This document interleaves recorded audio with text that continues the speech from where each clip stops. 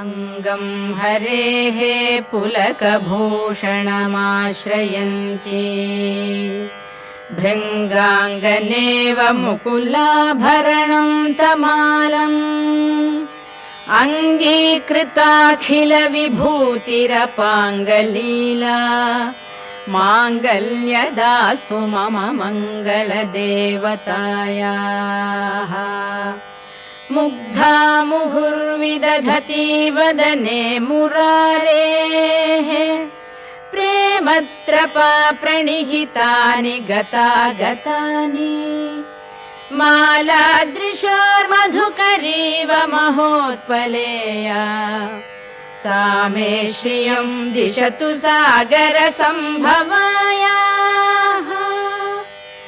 आमीलिताक्षम् अधिगम्य